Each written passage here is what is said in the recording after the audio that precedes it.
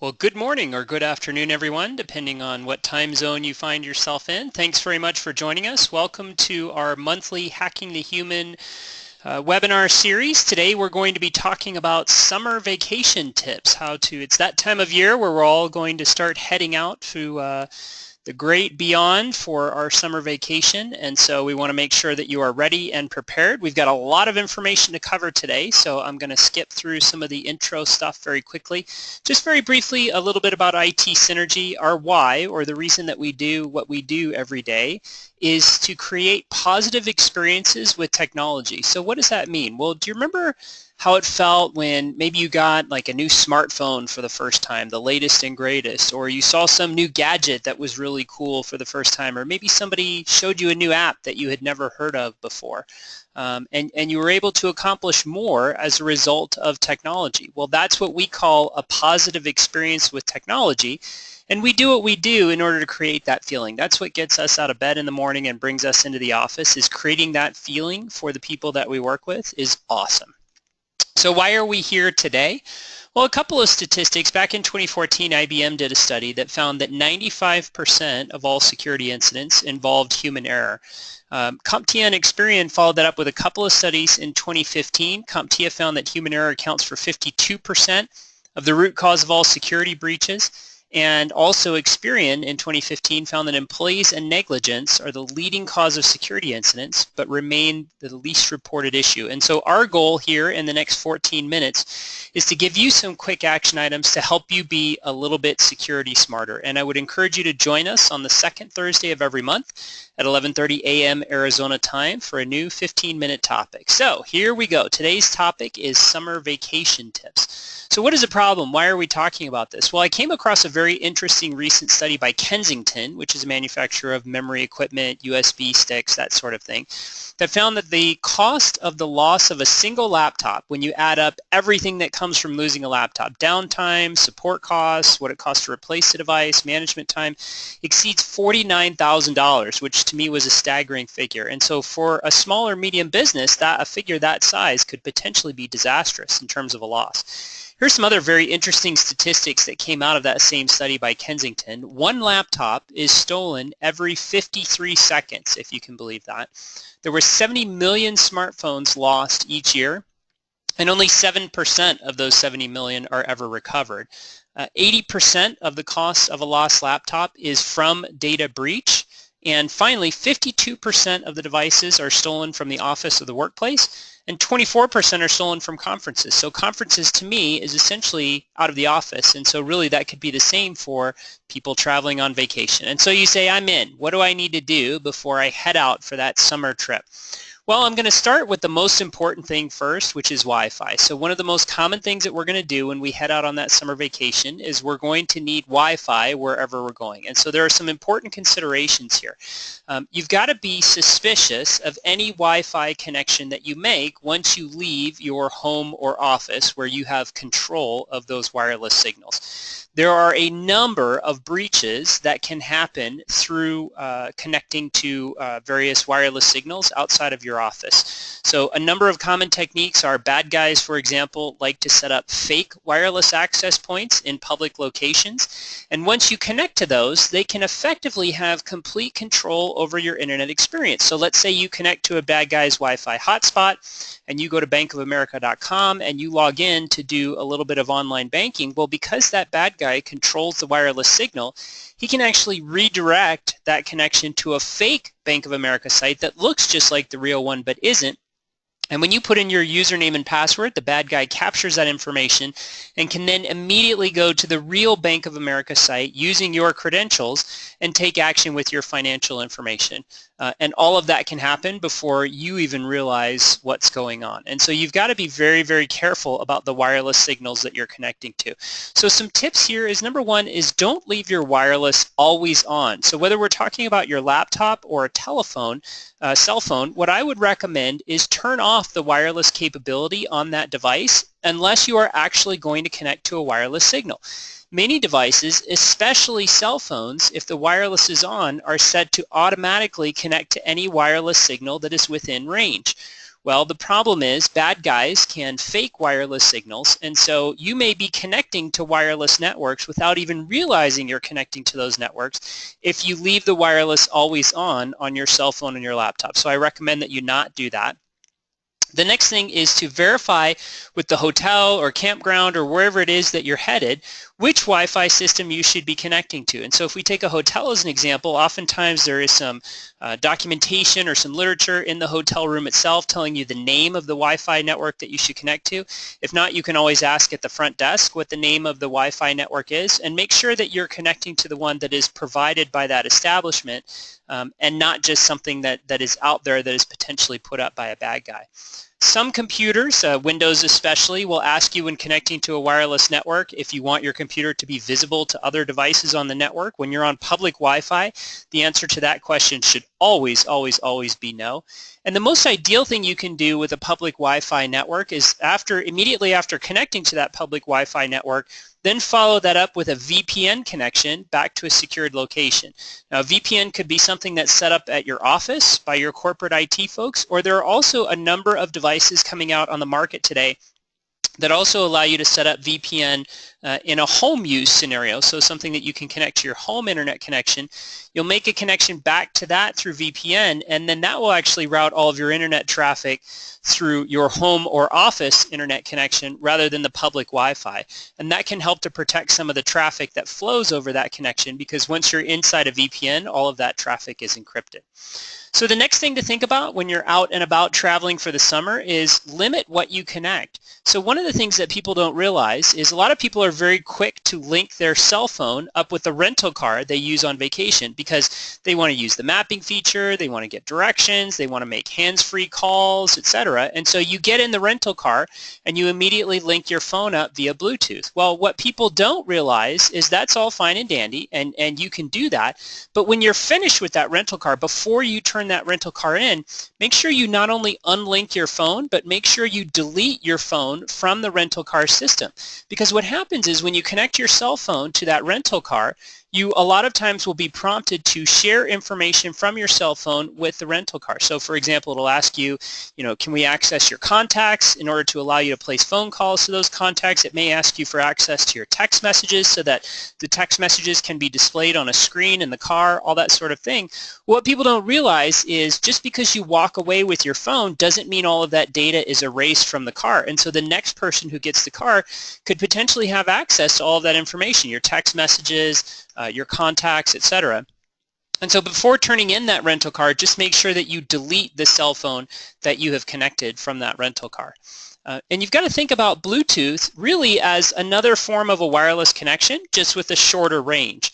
And so all of the same concerns and cautions that we just talked about related to Wi-Fi, you need to think about those exact same things with Bluetooth, because data can be exchanged over a Bluetooth connection just the same way that it can be exchanged over a Wi-Fi connection. And then finally, be mindful of the apps that you install as well. We like to think that all apps are good and only serve the purpose that we think they serve, but that's not always the case. And so a lot of times you may go to a resort or you may be on a cruise or whatever else, and they ask you to install an app on your phone, possibly to make reservations at the resort or to sign up for things on the cruise or whatever else. Just be careful about doing that, because not all apps do only what they say they're going to do or only what we think they're going to do, and therefore you want to be careful about which apps that you install. Physical security is something that's very important to think about when you're on vacation. So it's even more important than usual because of the fact that you don't know who has physical access to the devices that you're taking with you on vacation.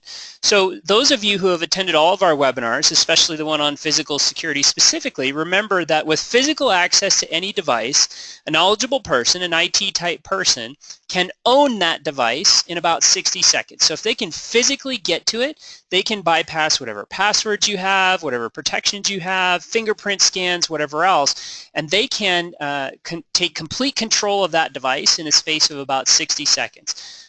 And so that's something that you've got to think about in terms of when you're in a hotel room. Don't leave your smartphones, your tablets, your laptops, all that kind of stuff just laying around the hotel room when you're not there. Put them in the safe when they're not in use, and so that it limits the physical security. And then also, don't forget that all of your devices need to go into the safe, even the one for the kids. You may think about, well, I brought an iPad along for the kids just so they can watch the movies or cartoons or whatever else. That's fine, but you don't want the bad guys installing things on your kids' iPads any more than you want it installed on your iPads. And so all of those devices need to go into the safe when you're traveling. Next one up is password preparation. So before you hit the open road, do a little bit of prep with your passwords. First thing is, this would be a great time to change some of those passwords that have been the same since you signed up for the service 10 years ago. So you signed up for a Gmail account or a Facebook account or whatever 10 years ago. Password's been the same since the day you signed up. This is a great time when you're getting ready to go on summer vacation to go ahead and change that password. We did a whole video on passwords, which you can get on our YouTube channel at itsynergy.com/YouTube if you need some help creating passwords that are long and secure and yet easy to remember. But this is a great time to go ahead and change those passwords. The second thing to remember is the services that you will be using while you're traveling on vacation, maybe a Gmail account or a Facebook account or some other email account, etc. Turn on two-factor authentication. We've talked about two-factor authentication in previous webinars. Two-factor authentication means that in order to log on to a service, there have to be something that you have and something that you know. So something that you know is commonly your password. Something that you have is generally like a cell phone. Maybe they'll send you a text message, or maybe you install an app on your phone that displays a 6-digit code, a new one every 60 seconds. And so turn those things on before you leave on vacation. And the protection that that gives you is by having two-factor authentication enabled, even if a bad guy manages to get your password somehow, they still will not be able to log into those services because they don't have the second factor, which is something you have, which is a cell phone or some other kind of device like that. So turn on two-factor authentication. And then the last thing is make sure that your password is different for every site. Don't reuse the same password. The worst thing that you can possibly do is have the same password for anything, because then if I manage to get that password from one place, I can use it at every other place that you have access to. Next tip to think about is to limit your activity. So when you're using public Wi-Fi, limit your activity as much as possible. What are we talking about here? Well, if you want to jump on Yelp to look for a restaurant recommendation, that's fine. That's relatively harmless and relatively low risk. You might want to hold off, though, on doing your online banking while you're on that same public Wi-Fi connection in the hotel or the resort or the cruise ship or whatever else. If you do need to do something critical like online banking or make a payment via PayPal or something like that, consider maybe using your own personal hotspot off of your cell phone rather than using public Wi-Fi just for the duration of that transaction. Now, when you're done with that transaction and you've logged out of the banking site and closed your browser, then you can jump back on the hotel's Wi-Fi or the cruise ship's Wi-Fi and get back on Yelp or whatever else you want to do, kind of some of those less harmless type settings. And then also don't forget to check your privacy settings. Remember, for example, if you're posting all of the details of your summer trip to your Facebook account and your Facebook account is public, that means literally anybody can get all of the details of your life, where you are, when you're coming back, the fact that you're away from your home, all those other types of things. And so just make sure that you've checked your privacy settings and that only the people that you want to see this information that you're putting out there are able to access that information, and that it's not publicly available to everybody. Next up is make sure that you are protecting your work devices. A lot of times those have critical data on them, and so if you're not able to get completely away from obviously when we're going on vacation, we'd love to not have the work laptop with us or the work cell phone, but sometimes if you can't get completely away from the office and you need to take one of those devices with you, do a little bit of prep work before you go. So the first thing you want to do is enable encryption on the device, whether it's a laptop or a phone, so that critical data is protected. So that if there are sensitive files or information on that device, if it's encrypted, even if that device is stolen, the bad guys aren't going to be able to access it. you want to check with your IT department to see if there are any remote wipe capabilities. What we're talking about there is a lot of IT companies have now implemented features where if you lose your device, you can call your IT department and they can completely reset that device back to factory settings and wipe all of the data off of it so that it's effectively useless to the thief or the person who's stolen it or whatever else. So see if you have that capability before you go. And then lastly, you want to install and activate or configure any of the Find My Device apps. So Find My iPhone is a popular one. You can also install programs on a laptop that will do this as well, that if your device is stolen, will allow you to locate it and figure out where exactly it is. And by the way, it doesn't always have to be nefarious. It doesn't necessarily have to be just that the device is stolen. It could be simply that you've lost it, and you can even use these apps in those cases to find your lost device. The last thing that I have for you today is make sure before you go that you update everything. So has your iPad been bugging you to install a software update? Is your laptop telling you that there are security updates that need to be installed? Is your phone asking you to install some type of a system update?